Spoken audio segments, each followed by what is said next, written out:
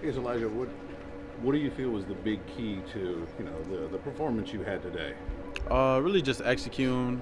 I feel like, of course, I left some stuff out there. Could have had a better game than what I had, but just executing on stuff that I didn't do well last week, and then making an emphasis throughout practice on going into the game this week. What were the things that you felt like you did better this week than last week? Blocked a little better, my routes, my releases, better with my hands and stuff, and just making plays when the ball came my way, really. And on Fernando, obviously, he had a really good day. Just sort of give us a receiver's view when a quarterback, solid week one, but then takes a step. What leads to him taking that step? I feel like just that game experience, getting more comfy. That was our first real time against different guys, so he's only going to get better as each week. So it's good to see for sure. Is that something people might underestimate? Like just needing a little bit to settle in, going in against a different group of guys for the first time. Oh yeah, most definitely. I mean, throughout camp you're seeing the same defense every single time, so you probably get a little used to it. But it's different when you're out here and everything's flying around. But he's doing good as everybody sees, so I'm happy for him. He kept calling you Waffle House, so I guess the nickname stuck. Is he still eating there? If we had one here, I would eat there. But when I'm back home in Virginia, I make a stop all the time. Yes, sir. Haven't changed your favorite dish yet? Nah, all-star breakfast every single time. Okay. Grits, bacon, eggs, man. I remember that from last year. Yes, sir. Yes, sir. Offensively, you guys were a lot better in the red zone. Anything in particular you can point to and say, here's why? Just like I said before, executing really.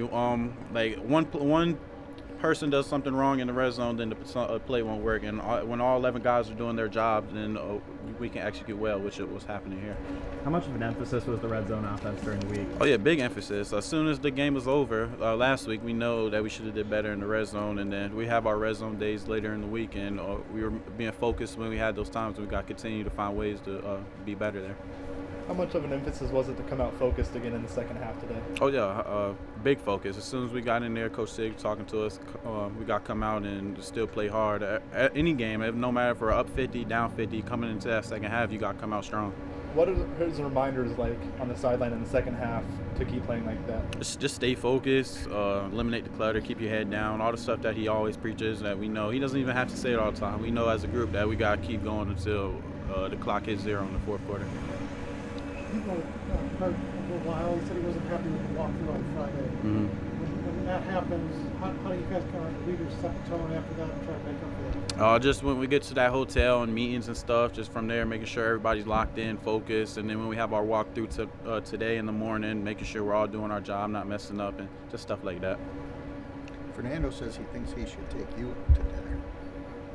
I think I should take him out there dinner. He's the one. You gonna trade? Yeah, we need to trade that one around. He's the one throwing me the rock. So I told him I owe him one. Event one day I'm gonna take him out. He always says he owes me one, but I owe him one for sure. There were 9 other people who caught passes. How easy does that make your job? Man, that's great. I always tell all the guys, tight ends, running backs, receivers, if y'all catching passes, it's gonna make it easier for me. I realize now how a lot of defense gonna try to stop me. So as long as my other guys are eating, then it's gonna make it easier for me. So we have the guys that can go out there and make them plays. So I'm happy they're on my team.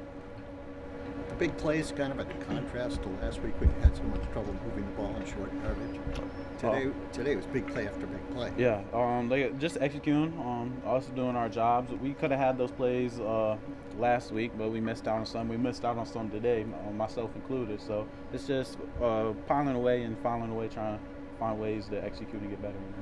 E.J. Williams has been pretty involved in the offense the first few weeks. What's looked different about him this year? Man, he's healthy. That's all it is. When he's healthy, he's one of the best receivers in the nation. I tell him that he's one of the most talented, gifted receivers I've seen. It's just a matter of him staying on the field. Everything that he wants is going to come his way for sure. It's my dog. You see, maybe there was a weight lifted off his shoulder with that touchdown catch. Oh yeah, for sure. I didn't even know that until he told me on the sideline. I'm happy for him, man. That's the man above right there. So shout out to him. Shout out to EJ for putting in all the work that he does, and it's going to be many more coming his way. Anything else? Thanks, man. Yes, sir. Thank y'all. Y'all have a good one.